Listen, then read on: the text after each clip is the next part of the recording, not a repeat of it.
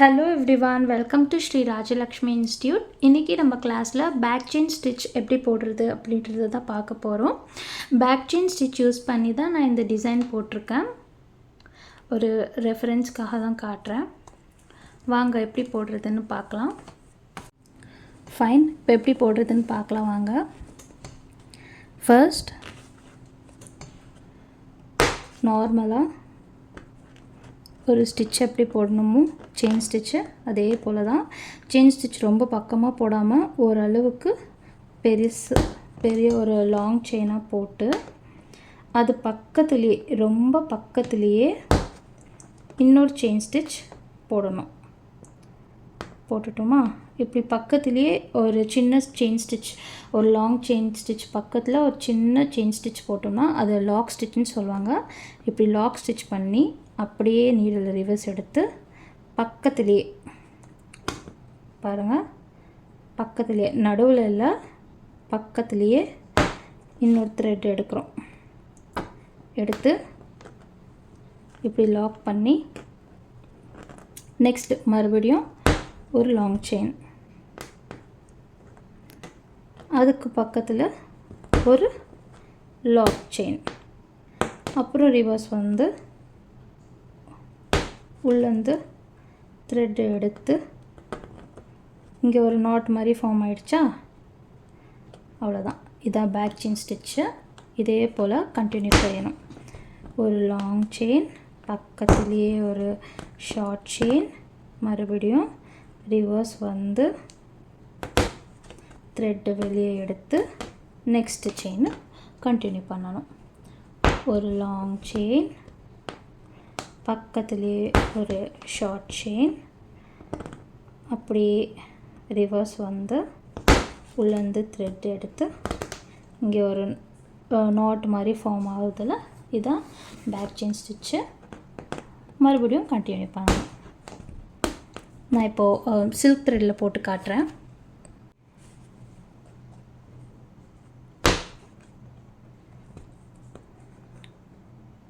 Silk த்ரெட்லேயும் காட்டுறேன். ஒரு long chain, பக்கத்தில் ஒரு ஷார்ட் செயின், ரிவர்ஸ் வந்து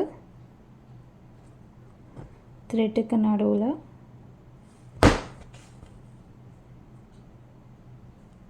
போட்டு எடுக்கிறோம். Long chain, lock chain, reverse chain, continue. Long chain,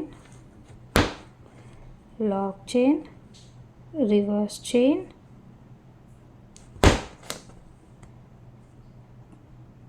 continue. Long chain, short chain, reverse chain, continue.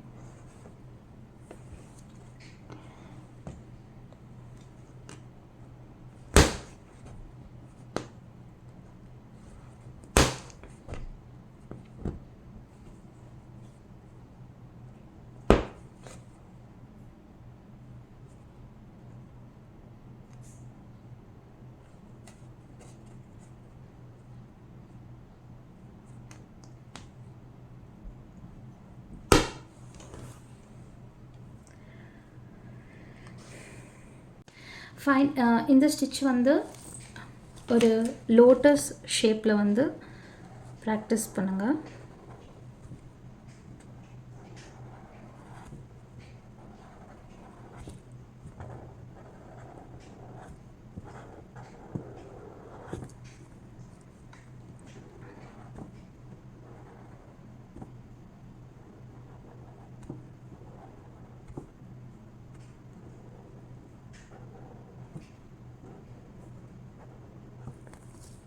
இது போல் ஒரு லோட்டஸ் ஷேப்பில், அதுக்கப்புறம் ஒரு நெக் டிசைன் மாதிரி, இப்படி ஒரு நெக் டிசைனில்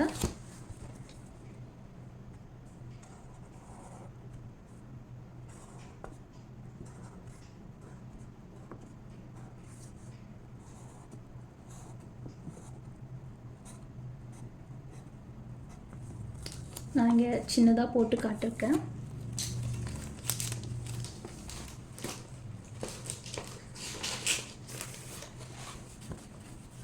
உங்களுடைய அவுட்லுக் அந்த இது போல் தான் இருக்கணும். தெளிவாக தெரியுதுன்னு நினைக்கிறேன்.